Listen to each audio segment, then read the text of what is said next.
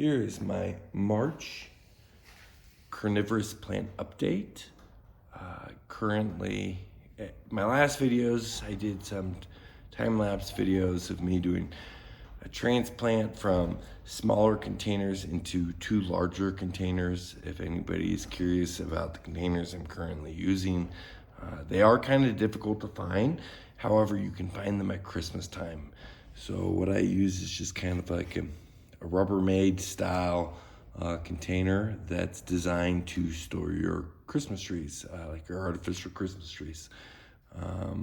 Currently, these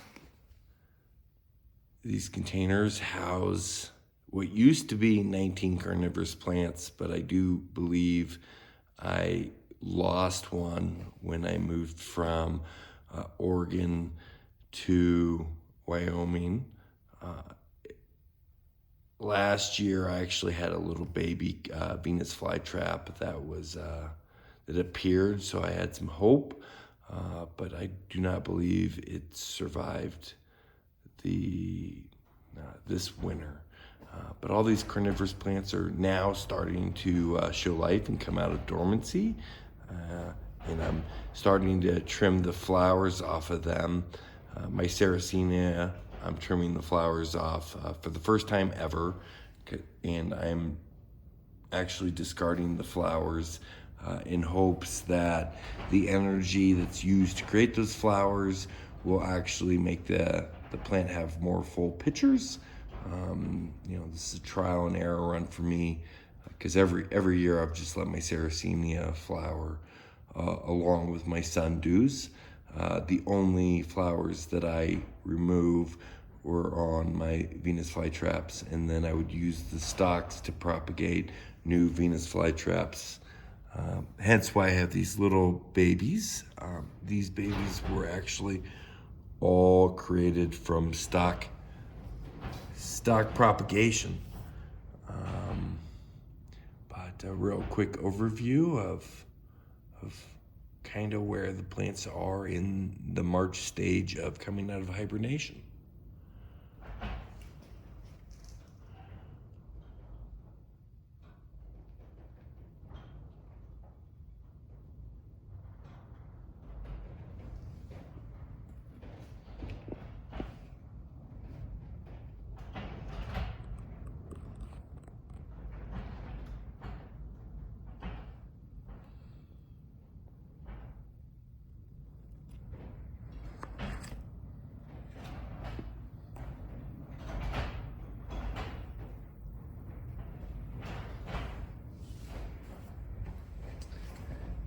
If anybody's got questions about the Venus flytraps, like these are standard Venus flytraps that you can purchase at your grocery stores, places like Walmart. These ones actually came from a Kroger. And then same with these Venus flytraps. These are like a Walmart brand or Kroger brand Venus flytrap. As you can see, I got some new flowers that I just shoved in the ground, and these flowers will hopefully propagate into new Venus flytraps. We have an SD Chronos that's coming out of hibernation, and it's starting to show some nice big new traps. I have an extreme fuse tooth that's also doing very well. We have a red dragon. A lot of people have been asking about this one. Yes, this is the color of the Venus flytrap. It's a very dark maroon Venus flytrap, and it's quite beautiful once it starts growing new foliage on it. I have myself a Chinese dumpling, and I believe this is a DCXL.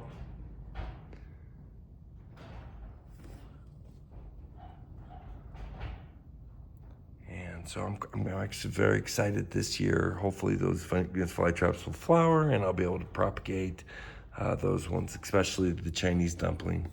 This is a fairly expensive Venus flytrap that I purchased. And people may notice that Darlingtonia californica, also known as cobra lilies. For some reason, they love Wyoming. Like, I've done very, very well. They're known as a very sensitive plant and quite difficult to grow, but for some reason, I have no issues growing them here. I hope you guys enjoyed this video, and catch you on the next one. Thank you.